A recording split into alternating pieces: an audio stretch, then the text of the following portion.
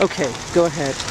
So we're here today trying to get folks to the polls, make sure that they know where to vote and have an opportunity to actually get here.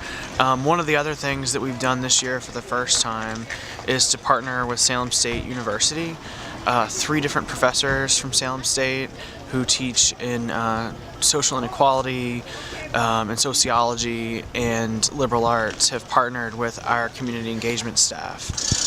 Together, our organization and those classes have spent the past 6-9 months learning about voting rights. We've had staff people from our organization and volunteers come in and provide voting rights training.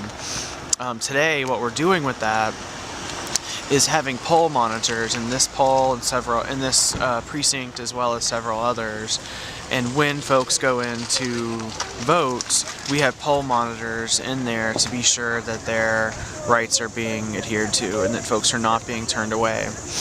Unfortunately today, this is not the first time that we know people's rights have been violated. We know at least 2 occasions today we have documented where folks have been ID'd at the polls, which is not legal.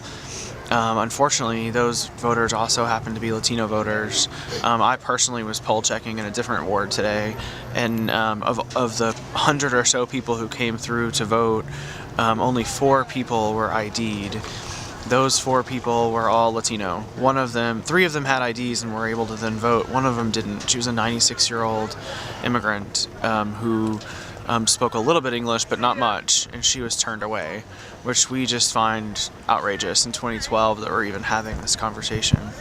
So North Shore CDC really wants to work with the community on a couple of levels. One, to stop the voting rights abuses. 2, to bring back Precinct 2. We feel that it's just a basic inequality, not to mention a violation of the Voting Rights Act, that the city would remove the precinct that serves the lowest income, highest minority percentage of voters in the city.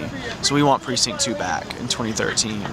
And then finally, we want to have the city commit to, starting into the 2013 election, to have ballots available in Spanish in every precinct in the city.